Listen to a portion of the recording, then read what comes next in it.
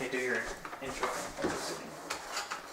Hi, my name's Scott, and this is my son Ben, and we're going to talk to you about one good book. Well, actually, we're gonna talk about our own experiences, and you can listen in. So, growing up, you did not really read books, did you? No. Why not? Because why would I do that when there's going to be a movie?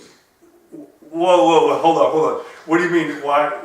What are you trying to get with that? Didn't I teach you how to read? I know how to read. I just wasn't really into wasting my time. Okay, so then you said something. Okay, so we went to Disneyland probably when I was around 11 years old. Yep, totally. And you threw the second Harry Potter book at me and said, give it a shot.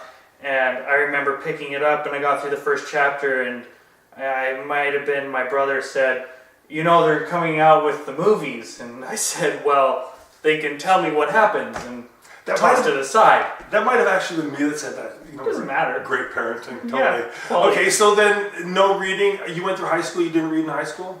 I read to get through high school. I did that as well. I had something back in my day called Cole's Notes. And you could read the synopsis. Sparks Notes. Same exact. Internet, just Google it. Yeah, well, I grew up, the Stone Age. But that's totally what I did as well in high school. So you got out of high school. So when did you actually get your first book that you read a real book? And what was that book? Okay, so I married young, and I move in with my wife, and we're laying in bed, and she is a bedtime reader, and I'm not allowed a TV in the bedroom, so I'm laying there twiddling my thumbs, getting all ADHD and staring around saying, what do I do?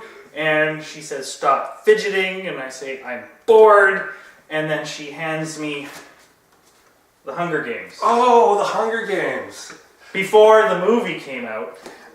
And I actually remember you reading that book. I think we were a little stunned because we used to remember the joke you said. I know how to read. We're going to read a book. Oh, except for Ben. Yeah. Right? So she hands it to me, and I say, I'm not going to read that. And she says, it's teenagers killing each other. And I said, okay, you have my attention.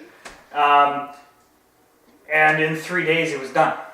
I had the same thing with the Bourne Identity. How old were you when this happened? 21. I was also 21. That is tragic on so many levels. But the reality is that since that time, though, I've read a lot of books. How about you? The following year, I think I read 50. See, that's amazing. So here you are, you've grown up your whole life, never had to read a book. You find it's like a new hobby, and the next thing you know, you read 50 books in a year. That's incredible. That's one a week. So you are obviously a reader. I just finished rereading a book yesterday. Rereading. I already know what happens. That's awesome. I do that too. It's interesting because, I know our story is that I didn't grow up in a world where there was a ton of reading. And I guess as a parent, I started to read, but I didn't necessarily instill it on you. But it was just a single book in that campaign, one good book. And that's an amazing story. It's so funny when we pitch this thing to people always go, let me tell you my story. And some people who even grew up and they love books all their lives, you just say, well, tell me about a great book memory. And everybody has this ooey gooey squishy book that they just love. And it's so amazing. Do you still read? Do you still like The Hunger Games? I haven't read it since, but I am planning to get back around to it. To reread it. To reread it. Awesome. Well, it's been great talking to you. And don't forget, folks, that you can get involved at your local library and in other outlets. It's called One Good Book, and we'd like to hear your story. We're done. Okay. Was that too